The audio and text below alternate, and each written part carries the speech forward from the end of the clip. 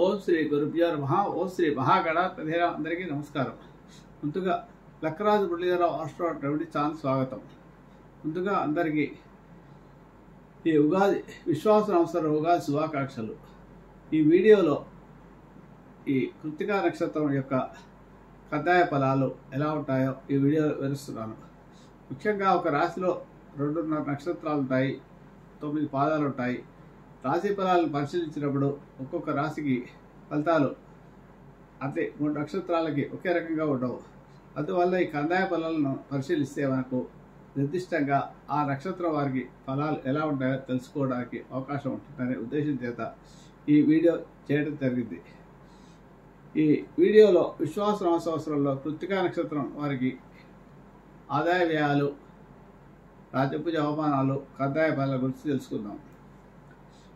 కృత్తికా నక్షత్రం మేషరాశిలో 1వ పాదం ఉంటుంది, వృషభ రాశిలో 3 పాదాలు ఉంటాయి.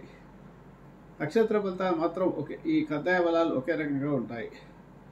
ఇక ఈ సంవత్సరము కందాయ ఫలాలు ఎలా చూసుకోవాలో కూడా ఇక్కడ వివరిస్తున్నాను. ముందుగా కందాయ ఫలాలు 3 సంఖ్యల్లో ఉంటాయి. ఒక్కొక్క సంఖ్య ఒక 4 మాసాలకు సంబంధించిన ఫలితాలను తెలియజేస్తుంది.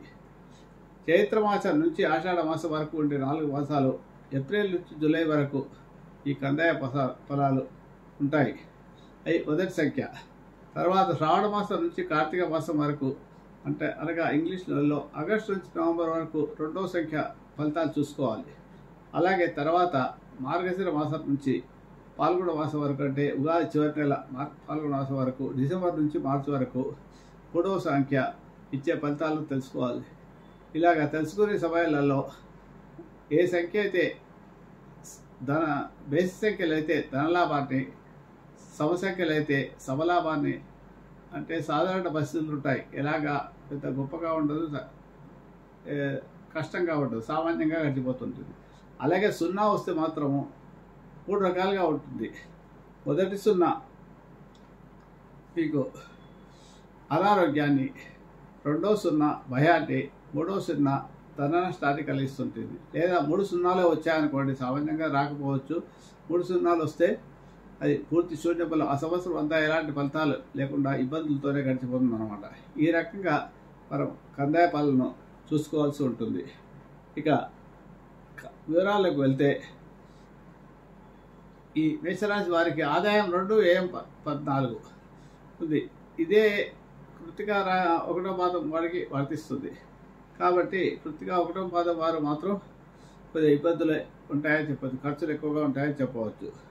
రాజ్యపూజ అవమానాలు 5, 7గా ఉన్నాయి కాబట్టి గౌరవ పరీక్షలు, అవమానాలు చేరినప్పుడు తక్కువగా ఉంటాయి. అవమానం అంటే ఇప్పుడు ఆఫీసులో పనిచేసే వాళ్ళు ఉంటారు, వారి ఆఫీసర్ చేత వారికి మంచి గుర్తింపు లభించారు అన్నమాట. తక్కువగా ఉంటుంది గుర్తింపు. అలాగా కొద్దిగా ఎంత కష్టపడి పనిచేసినా కూడా లభించాల్సినంత ప్రతిఫలం అతని నుంచి అప్రిషియేషన్స్ దొరకవు అన్నమాట. అట్లాగే ఎవరికైనా సరే చూసుకునే పరిస్థితి అదే ఉంటుంది ఈ రకంగా. ఇక మేషరాశిలో 1వ పాదం యొక్క ఉంటుంది కాబట్టి కృత్తికా నక్షత్రం 1వ పాదమైనా మిగతా పాదాలైనా కూడా కందాయ ఫలితాలు ఇలాగే ఉంటాయి. 1, 2, 3 వచ్చాయి కందాయ ఫలాలు కృత్తికా నక్షత్రానికి.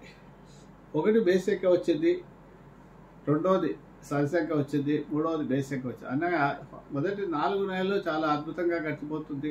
2వ 4 నెలలు శ్రావణ మాసం తర్వాత నుంచి మీకు అంత సామాన్యంగా గడిచిపోతుంది. మార్గశిర మాసం నుంచి పాల్గొన మాసం వరకు మళ్ళీ తిరిగి చివరి 4 నెలలు ఈ సంవత్సరం చాలా అద్భుతంగా గడిచిపోతుంది అన్నమాట, ధనలాభాలతో.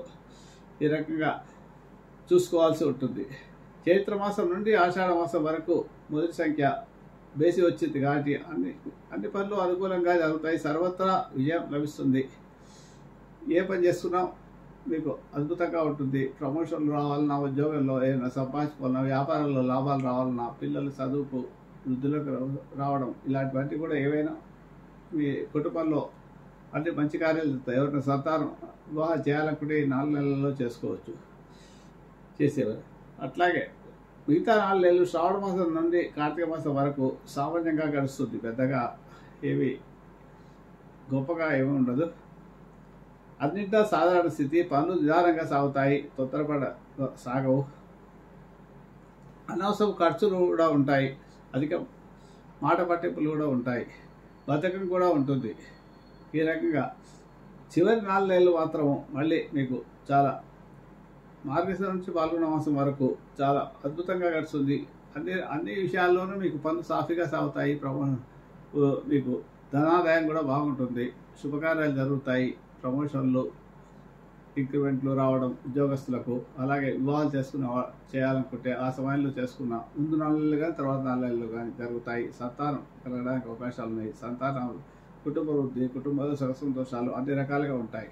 ఈ రకంగా ఆదాయ ఫలితాలు ఉంటాయి. ఏళ్ళనాటి శని అయినప్పటికీ కూడా ఈ మేషరాశి వారికి ఏళ్ళనాటి శని ప్రారంభమైంది. దాదాపు 2 సంవత్సరాల పాటు గురుబలం కూడా ఉండదు.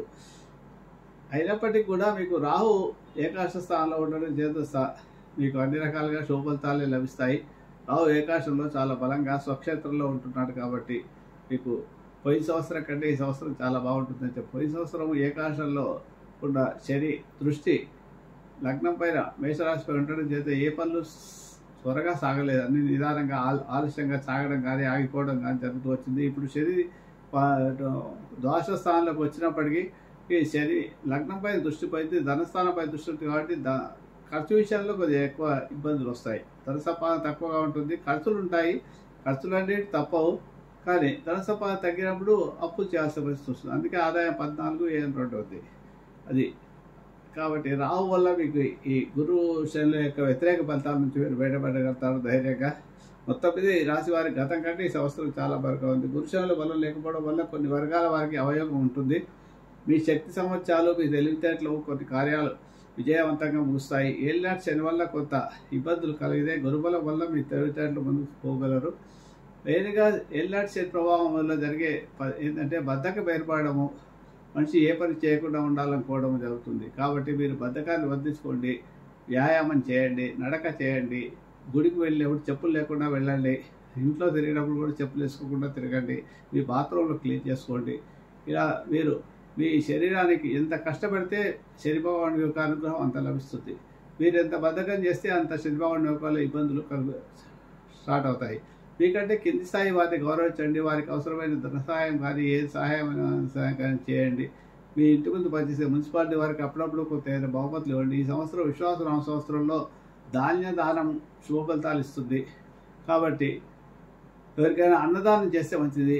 అనాశ్రమాలు చాలా ఉంటాయి. ఎప్పుడైనా మీ పెళ్లి రోజు, వివాహం రోజు, పుట్టినరోజు, శుభకార్యాల రోజు, పిల్లల రోజు అన్నదానం చేయండి. అప్పుడప్పుడు కుక్కలకు అన్నం పెట్టండి. దానివల్ల కూడా మీకు శుకాలకు పెట్టడం వల్ల కూడా మీకు క్షయ దోషాలు తొలుగుతాయి. ఈ రకంగా ఆవుకు ఏదన్నా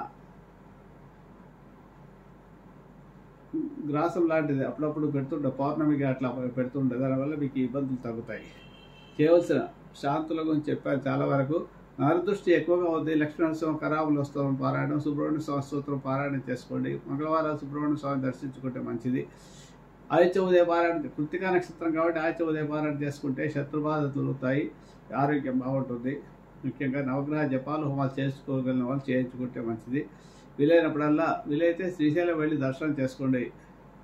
మళ్ళీ బ్రహ్మరామ మల్లికార్జును ప్రతిరోజు కూడా దక్షిణ ఉత్సవ పారాయణ చేసుకోండి. పంచమంలో కేతు ఉండడం వల్ల వీరు పంచమ స్థానము రవికి స్వక్షేత్రము, ఇది కృత్తికా నక్షత్రము కాబట్టి వీరు తప్పకుండా ప్రతిరోజు గణపతికి కొబ్బరితో దీపారాధన చేయాలి. విఘ్నేశ్వరునికి సంబంధించిన మంత్రం ఓం గం ఐ గణపతి నమః మంత్రాన్ని ప్రతిరోజు 105 సార్లు జపం చేసుకోండి. దానివల్ల మీకు విఘ్నాలు తొలగి ఇబ్బందులు లేకుండా ఉంటాయి. శుభమస్తు.